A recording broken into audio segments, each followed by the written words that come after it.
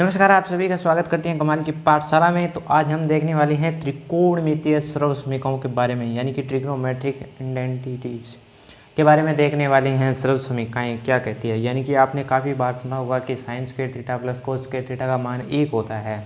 हमें ये भी पता है कि 1 + tan स्क्वायर थीटा वो cos स्क्वायर थीटा के मान के बराबर होता है। यानी कि ये सभी मान तो हमें पता है, लेकिन ये किस प्रकार से ज्ञात होते हैं ये आज हम इस वीडियो में करना सीखेंगे। यानी कि एक बिल्कुल प्रूफ के साथ हम देखेंगे कि ये जो सूत्र हमने पढ़े हैं, यानी कि हमने काफ़ी बार ये सूत्र देखे हैं, तो ये किस प्रकार से होते हैं। तो चलिए वीडियो को शुरुआत कर लेते हैं। तो सबसे पहले हम एक समकोण त्रिभुज ABC की बात करेंगे, जिसमें बी कोण हमारे पास क्या है, समकोण है। और कोण ए के लिए मैं बात करने जा रहा हूँ। तो कोण ए के लिए हमारे पास क्या होगा, यहाँ से आप देख सकते हो कि कोण ए की अगर मैं बात करूँ तो कोण ए के लिए हमारे पास अलग अलग भुजाएं प्राप्त हो जाएंगी। यानी कि यहाँ पे कोण ए के लिए ये जो भुजा है वो लंब का कार्य करेगी, ये जो भुजा है वो आधार का कार्य करेगी, और ये जो भुजा है ऐसी वो कर्ण का कार्य करेगी।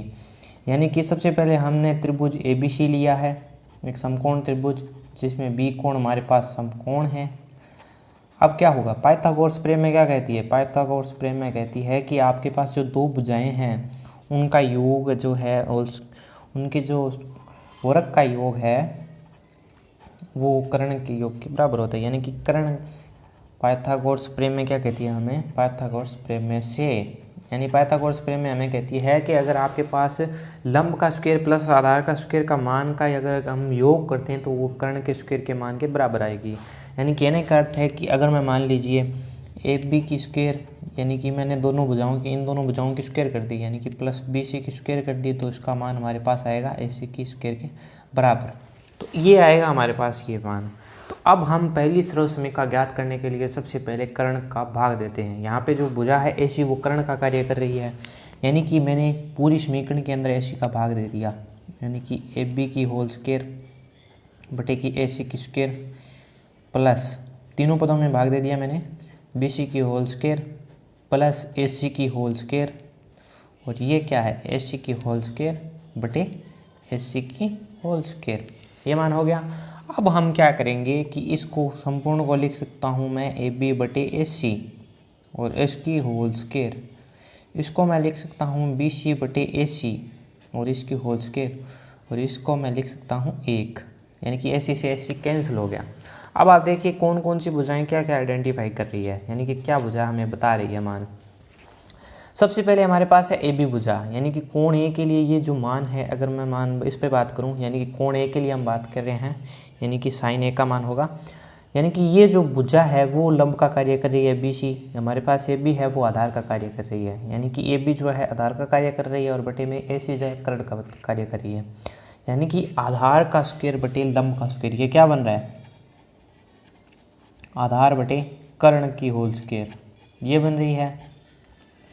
अगले पद में बात करें तो BC लंब का कार्य कर रहा है, यानी कि लंब बटे कर्ण की होल स्क्वायर हो गई, लंब बटे कर्ण की होल स्क्वायर ये हो गई, और इसका मान क्या है 1 के बराबर है। अब हम जानते हैं कि आधार बटे कर्ण तो होता है कोस A के लिए, यानी कि कोण A के लिए बात हो रही है तो कोस A का मान हो गया, यानी कि ये जो है वो हमारे पास लाल बटे कक्का से क्या आ गया कोस A की होल स्क्वायर प्लस लंब बटे कर्ण क्या हो रहा है हमारे पास साइन के लिए आ रहा है, यानी कि साइन A की होल स्क्वायर बराबर हो गया 1। यानी कि मैं कह सकता हूँ कि sine square A plus cos square A का जो मान होता है, उस योग होता है, उसका मान होता है 1। तो ये हमारे पास सबसे पहले सर्वसमीकरण आ गई, यानी कि sine square A plus cos square A का जो मान होता है वो 1 होता है। इसी प्रकार हम सभी सर्वसमीकरणों ज्ञात कर सकते हैं। इसी प्रकार हम अगर साइन स्क्वायर A का मान निकालना हो तो मैं इस कोस स्क्वायर A को इधर लेके आऊँगा, यानी कि 1 माइनस कोस स्क्वायर A होगा। यानी कि अब इनके बीच के अंदर हम सभी के मान निकाल सकते हैं। तो ये हमारे पास थी समीकरण नंबर 1, जिसमें सबसे पहले हमने क्या किया, कर्ण का भाग दिया है। अब हम दूसरे बात करने जा रहे हैं कि हम क्या करेंगे, अब AB का भाग दे देंगे। अब क्या करेंगे हम, जो समीकरण नंबर 1 थी उसमें AB का भाग देंगे, यानी कि AB क्या है हमारे पास, कोण A के लिए AB आधार का कार्य कर रहा है, यानी कि AB का भाग देंगे। तो सबसे पहले मैं फिर से समीकरण नंबर 1 को लिख लेता हूँ, AB की होल स्क्वायर प्लस BC की whole square plus S C की बराबर में एस सी की होल स्क्वायर है हमारे पास। अब हम क्या करेंगे, जो ये समीकरण नंबर 1 है इसमें एफ बी का भाग दे देंगे, यानी कि एफ बी की होल स्क्वायर का भाग देने पर मैं क्या करूँगा, तीनों पद में इसका भाग दे दूँगा। भाग दे दिया, यानी कि एफ बी बटे एफ बी की होल स्क्वायर बटे एफ बी की होल स्क्वायर, ये आ गया। इसके बाद में है बी सी बटे एफ बी की होल स्क्वायर, ये होगी। इसके बाद में है ए सी की होल स्क्वायर बटे एफ बी की होल स्क्वायर, ये मान हो गया। अब यहाँ पे क्या होगा, एफ बी से एफ बी कैंसिल हो गया, यहाँ से ये बच्चा बी सी बटे एफ बी की होल स्क्वायर बराबर है हमारे पास ए सी और बटे एफ बी की होल स्क्वायर।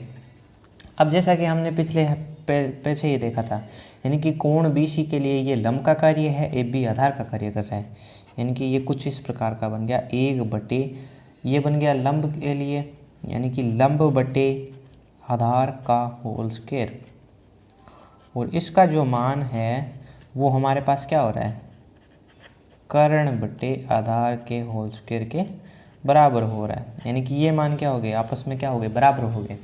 अब यहाँ पे क्या करूँगा मैं, एक तो ये आ गया। अब लंब बटे आधार किसके लिए है, तो त्रिकोणमितीय अनुपात में हमें पता है कि ये जो मान है वो 10 के लिए है, और यहाँ पे कोण का मान है ए, यानी कि 10 के लिए होल स्क्वायर हो गई। और इसी प्रकार कर्ण बटे आधार हमारे पास कार्य कर रहा है सेक के लिए, क्योंकि आधार है ए आ रहा है, यानी कि सेक के लिए, यानी सेक ए की होल स्क्वायर हो गई। और इससे हमारे पास एक सर्वसमीका एक और बन गई है, यानी कि एक और सर्वसमीका बन गई है। अब हम फिर से उसी एफ बी का कार्य करेंगे, यानी कि पाइथागोरस समीकरण को एक बार और लिखेंगे और इस बार बी सी से भाग देंगे, यानी कि हमारे पास लंब से भाग देंगे। इस बार क्या करेंगे, इस समीकरण के अंदर हम लंब का भाग देंगे, कहने का अर्थ है कि इस बार इस समीकरण में हम बी सी का भाग देंगे, यानी कि बी सी की होल स्क्वायर का भाग देने पर फिर से हम क्या करेंगे, भाग देंगे, यानी कि तीनों पद में भाग दे देंगे, यानी कि ए बी की होल स्क्वायर बटे बी सी की whole square plus B C की होल स्क्वायर बटे बी सी की होल स्क्वायर बराबर ए सी की होल स्क्वायर बटे बी सी की होल स्क्वायर। अब इसका मान क्या हो गया, ए बी बटे बी सी की होल स्क्वायर, इस बार है प्लस में 1 और इस बार यहाँ से है एस सी बटे बी सी की होल स्क्वायर। अब हमें पता है कि कोण ए के लिए त्रिभुज के अलग अलग किसके लिए मान है, ए बी हमारे पास आधार का कार्य कर रहा है, बी सी लंब का कार्य कर रहा है, यानी कि आधार बटे लंब की होल स्क्वायर। अब आधार बटे लंब जो हम देखेंगे तो वो कोट के लिए कार्य कर रहा है, एक आ गया। यहाँ से देखेंगे कर्ण बटे लंब, और कर्ण बटे लंब तो कोसेक के लिए होता है, यानी कि यहाँ से एक और फॉर्मूला बन गया हमारे पास। यहाँ से क्या फॉर्मूला बन गया, यहाँ से फॉर्मूला बन गया कि कोट की जो होल स्क्वायर है, कोट ए, कोण ए के लिए बात हो रही है, तो एक बराबर है हमारे पास कोसेक स्क्वायर ए के, यानी कि अब हमने तीनों सर्वसमीकाएं ज्ञात कर ली, यानी कि 3 सर्वसमीकाएं ज्ञात कर ली चुके हैं हम, यानी कि अब सर्वसमीकाओं के बारे में बात करने जा रहे हैं, यानी कि तीनों सर्वसमीकाएं हमने ज्ञात कर रखी है। अब हमारी जो पहली सर्वसमीका है वो कह रही है कि साइन स्क्वायर थीटा का मान प्लस कोस स्क्वायर थीटा का मान 1 होता है, यानी कि थीटा उस स्थान को व्यक्त कर रहा है जहाँ से हम कोण को माप रहे हैं, कोण के लिए माना, यानी कि हमने जो सर्वसमीका में कोण ए के लिए किया था। इसका अर्थ क्या है, इसको हम किस प्रकार से लिख सकते हैं, अगर मेरे को इसका मान निकालना हो साइन के अंदर, अगर मेरे को साइन स्क्वायर थीटा का मान निकालना हो तो मैं इसको लिख सकता हूँ 1 माइनस कोस स्क्वायर थीटा, और अगर मेरे को कोस के अंदर निकालना हो, कोस स्क्वायर थीटा के अंदर निकालना हो तो मैं इसको लिख सकता हूँ 1 माइनस साइन स्क्वायर थीटा, यानी कि इससे मैं इसका मान ज्ञात कर सकता हूँ एक रूप में ये। दूसरा जो है वो कह रहा है कि 1 प्लस टेन स्क्वायर थीटा का जो मान है वो क्या हो रहा है, 1 प्लस टेन स्क्वायर थीटा का जो मान है वो सेक स्क्वायर थीटा के मान के बराबर है। अब दूसरा जो हमारे पास है वो ये कह रहा है, यानी कि 1 प्लस टेन स्क्वायर थीटा का मान है वो बराबर है सेक स्क्वायर थीटा के, यानी कि ये तो थी हमारी दूसरी सर्वसमीकाएं। अगर इससे मेरे को टेन थीटा का मान निकालना हो, यानी कि टेन स्क्वायर थीटा का मान निकालना हो, तो मैं क्या करूँगा, अब देखिए क्या कर रहा हूँ मैं, टेन स्क्वायर थीटा का मान क्या हो जाएगा मेरे पास, सेक स्क्वायर थीटा। अब ये 1 प्लस का था, इधर आके माइनस हो गया, यानी कि -1, 1 प्लस थीटा माइनस 1 हो गया। अब जो दूसरा है वो हो सकता है हमारे पास, अगर मैं सेक को इधर ले आऊँ यानी कि टेन को इधर ले आऊँ तो क्या होगा मेरे पास, यानी कि sec square theta minus tan square theta का मान है वो है मेरे पास 1। तो ये थी त्रिकोणमितीय सरल समीकरण नंबर 2। अब हम तीसरी सरल समीकरण बारे में बात करेंगे। तो तीसरी हमारे पास सरल समीकरण है वो कह रही है कोट स्क्वायर थीटा का जो मान होता है, अगर हम उसमें एक में जोड़ दें तो उसका मान कोसेक स्क्वायर थीटा के मान के बराबर हो जाता है। यानी कि तीसरी सरल समीकरण के बारे में हमें ये बता रही है कि अगर आपके पास कोट स्क्वायर थीटा है, अगर उसमें आप एक जोड़ रही हो तो उसका मान आपके पास कोसेक स्क्वायर थीटा के मान के बराबर हो रहा है। यानी कि अगर मान लीजिए मेरे को यहाँ से कोट थीटा का मान निकालना हो, कोट स्क्वायर थीटा का मान निकालना हो, तो मैं लिख सकता हूँ कोसेक स्क्वायर थीटा माइनस 1। और दूसरी चीज़ एक और है, अगर मैं इसमें से कोसेक स्क्वायर थीटा में से अगर मैं कोट थीटा का मान घटा दूँ, कोट स्क्वायर थीटा का मान घटा दूँ तो उसका मान मेरे पास आएगा 1। तो ये थे हमने कुछ त्रिकोणमितीय सरल समीकरणों के बीच में अनुपात ज्ञात कर लिए, यानी कि sine square theta cos square theta के मध्य संबंध किस प्रकार से होता है, टेन स्क्वायर थीटा और सेक स्क्वायर थीटा के मान मध्य संबंध किस प्रकार से होता है, कोट स्क्वायर थीटा और कोसेक स्क्वायर थीटा के मध्य संबंध किस प्रकार से होता है।